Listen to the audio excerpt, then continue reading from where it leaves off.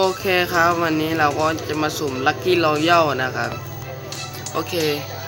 ไปกันเลยนี่นะครับผมมีบัตรฟรีอยู่9 บาทนะครับผมจะสุ่มแค่บัตรฟรีนะครับก็จะได้หรือไม่กันโอเคไม่รอช้าไปเลยเอ้าต้องมาแล้วล่ะโอ้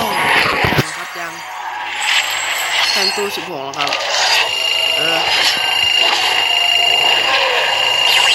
โอ้เดี๋ยวต้องเปลี่ยนตัวละครก่อนเฮ้ยไม่ชินดีกว่าเพื่อล่อเพื่อนมันมาเว้ยไหนวะล่อเพื่อนมาเว้ยโอเคล่อเพื่อนมันมาเว้ย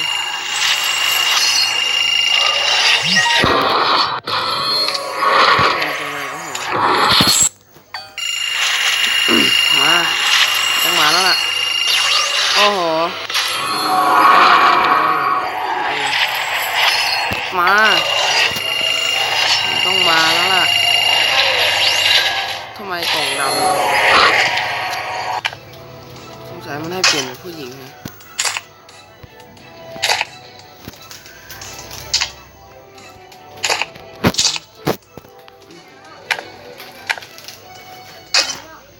โอเคไปต่อมาอ้อมันต้องมาแล้วล่ะครับไปต่อต้องมา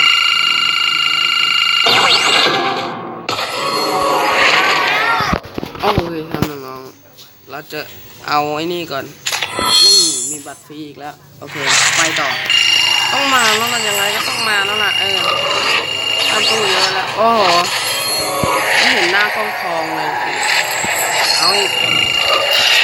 มาดิโอ้โหเดี๋ยวส่งไว้สุดท้าย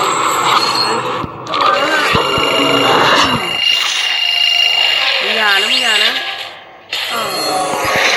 ใส่สูตรนิดหนึ่งเดี๋ยวอะไรวะแต่งชุดก่อนใส่สูตร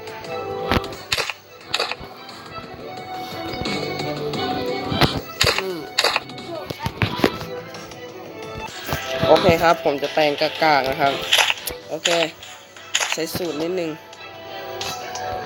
โอเคมาต่อเลยเหลือใบสุดท้ายสัตว์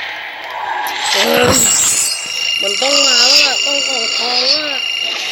นี่กล่องทองโอ้โหบอกแล้วมันต้องมายังไงก็ต้องมาลูกพี่สูตรผมอ่ะโอ้โหเยี่ยมอ่ะน้องดูเอาเองอะครับโอ้โหไอสัตว์เอ้ยเดี๋ยวจะแคปจอนะสวยโอเคครับตอนนี้ก็ได้แล้วนะครับถ้าใครชอบคลิปนี้ก็อย่าลืมกดไลค์กดแชร์กด Subscribe ด้วยนะครับแล้วก็กดกระดิ่งแจ้งเตือนเพื่อไม่ให้พลาดคลิปต่อไปนะครับโอเคไปแล้ว let's go